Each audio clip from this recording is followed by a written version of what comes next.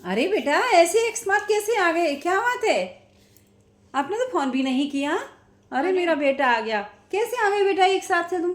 अरे बस ऐसे ही मिलने आ गई आपसे। मन नहीं लग रहा था अच्छा बेटा, तो ससुराल कोई में। बात नहीं, मिलने आ गई तो बहुत अच्छी बात है, लेकिन फोन तो कर देती बेटा। फोन करने का टाइम नहीं मिला क्या? मिला था, बस ऐसे ही आ गई आपसे मिलने। अच्छा ये बताओ, ये इतना सारा सामान कैसे लेकर आए हो? क्या बात है? बात तो कुछ है, मिलने नहीं आए आप, कोई बात तो है जरूर। गुस्से में आई हो क्या? लड़की आई है क्या? अरे मैं तो आ गई इसलिए क्योंकि मेरा जीना हराम कर रखा था किसने जीना हराम कर रखा है? सबने मिलके। कि कौन कौन? सास ने और देवर ने और जेठ ने, सबने। तो बेटा क्या हो गया है ऐसा? कोई गलती की होगी आपने? काम नहीं करते? क्या बात है? काम तो मैं खूब करती हूँ, लेकिन कोई एहसान ही नहीं है उनका तो बेटा काम पे। ऐसे थोड़ी ना आते हैं लड़के, कभी ससुराल से अपने मायके नहीं आते बेटा। कभी नहीं आना चाहिए। और वो आपने अपने पति से नहीं कहा? पति है, वो मेरा कहना ही नहीं मानता है। तो क्या वो किसके? तो माँ के सिखाए में चलता है। अच्छा, माँ सिखा देती है उनको? हाँ। फिर आप नहीं उनसे क्लियर करते हो? बस पति ही कराता है लड़ाई, जो भी कराता है। हकीकत बात तो यही है कि जो पति मतलब अगर बहू की बात नहीं सुनेगा और एक तरफ की बात सुनेगा, पति को ही दोनों तरफ की बात सुननी चाहिए, क्योंकि बेटी ससुराल से लड़कर के पीहर आ जाती है और फिर उसको माँ अपनी सीने से लगा लेती है, लेकिन नहीं, सीने से नहीं लगाना चाहिए माँ को भी। और ससुराल में पति को भी अपने फैमिली को बिठा करके सब बात का निर्णय करना चाहिए, पूछना चाहिए कि ये लड़ाई हुई तो हुई क्यों हुई। जब उसको समझ के फिर उसको आपस में एक दूसरे को समझाना चाहिए। लेकिन बेटा तुम्हें घर में यहाँ लड़ाई करके पीहर नहीं आना चाहिए। अगर लड़ाई हो रही है तो वहीं आप समाधान करो। क्यों? कि वो घर तुम्हारा है, हमारा घर नहीं है ये। अब ये घर तुम्हारा नहीं है, ये तुम्हारा रेस्पेक्ट का घर है। तुम्हारा मन 2-4 दिन के लिए करता है तुम खुशी में आओ, लेकिन ऐसे लड़ाई करके पीहर में नहीं आना चाहिए। तो बेटा अब आप वहाँ बातचीत करते, आपने अपनी गलती की अपनी जो अपने बारे में भी वहाँ बोलती हैं सास से, जिठानी से, देवर से, जो भी नंद से या अपने पति से, तो आप उनको बताते नहीं हो कोई भी बात? बताती हूँ, वो मेरा कहना ही नहीं मानते हैं। वो तो सबका वो मानते हैं। अच्छा, वो सबका कहना मानते हैं। तो बेटा ऐसे पीहर में आने से काम नहीं चलेगा ना। वो चाहे कितना भी कहना माने, चाहे हमारी कितनी भी लड़ाई हो, लेकिन हमें अपने ससुराल में ही रहना है। क्योंकि पति हमारा कैसा भी हो, अच्छा हो बुरा हो कैसा भी हो, लेकिन हमें वहीं रहना है। वही हमारे प्राण है, वही हमारी जिंदगी है। क्योंकि हम तुम्हारी यहाँ से डोली उठी थी, वहाँ से तुम्हारी अर्थी उठेगी। सीता जी भी देखो, एक जमीन पे पैर भी नहीं रखे थे उन्होंने, और कितनी मतलब रानी महारानी थी, और वो कांटों में वो चल करके सीता जी राम के साथ उन्हें वनवास लिया और 14 वर्ष वनवास में रही, सिर्फ अपने पति के पीछे। तो एक लेडी जैसी होती है अपने पति के पीछे, वो कांटों में भी रह सकती है, लेकिन पति को भी समझना चाहिए कि वो अपनी माँ और बहन और अपने भाइयों के कहे में आकर के अपनी बहू को परेशान नहीं करना चाहिए, अपनी पत्नी को परेशान नहीं करना चाहिए।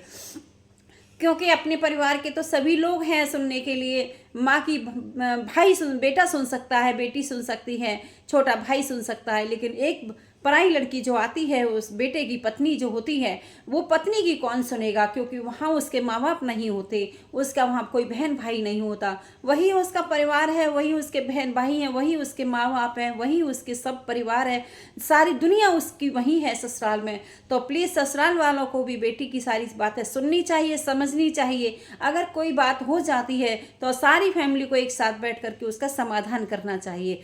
अगर मान लो पत्नी की गलती है, बेटी की गलती है, तो उसको भी समझाएं प्यार से। और अपने परिवार में किसी की भी गलती है, देवर की, जेठ की, सास की, ससुर की, किसी की भी, तो उनको भी बात समझानी चाहिए। क्योंकि समाज में अपना घर बिगाड़ना एक अच्छी बात नहीं होती, एक पति के हाथ में होती है, जो परिवार को बना सकता है और बिगाड़ सकता है। क्यों? कि जीवन में कोई काम नहीं आता, माँ बाप भी दूर हो जाते हैं, भाई भाई भी दूर हो जाते हैं, जब बहन की भी शादी हो जाती है वो भी दूर हो जाती है, लेकिन एक पत्नी हमेशा साथ रहती है, जो मरते दम तक वो अपना साथ निभाती है और मरते दम तक अपना उसका पति का साथ देती है। तो दोस्तों, अपनी पत्नी की बात को हमेशा सुनना चाहिए और उसका समाधान प्यार से करना चाहिए। ना तो माँ को गलत बोले, ना बहन को गलत बोले, ना भाई को बोले, ना अपनी पत्नी को बोले।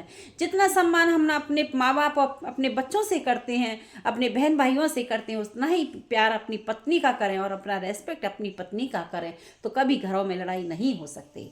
इस बात की मैं बिल्कुल दावे को साथ कह सकती हूँ कि अगर पति के अंदर हिम्मत है, अगर परिवार में कहीं भी मनमुटाव हो रहा है, बहन भाइयों में, सास ससुर में, देवर जेठ में, या बहू में, पति पत्नी में, तो परिवार के अंदर ही अगर उसको सुलझा लिया जाएगा तो कभी वो घर बिगड़ नहीं सकता। क्योंकि जब तक बड़ों में समझदारी नहीं होगी तब तक वो घर कभी नहीं बनेगा, कभी नहीं सुलझेगा। क्योंकि एक लड़की होती है अनजान, और वो शादी होकर के जाती है और उस घर को अपना मान करके वो सारे घर के कार्य करती है और अपने ऊपर वजन रख करके सारे घर को निभाती है, और उसके बाद भी उसके साथ गृह कलेश किया जाए तो वो पत्नी, फिर लड़की जो है, वो औरत जो है, अपने पीहर आ जाती है, और पीहर आकर के वहाँ घर में सब लड़ाई झंझट, दो परिवार फिर लड़ने लग जाते हैं।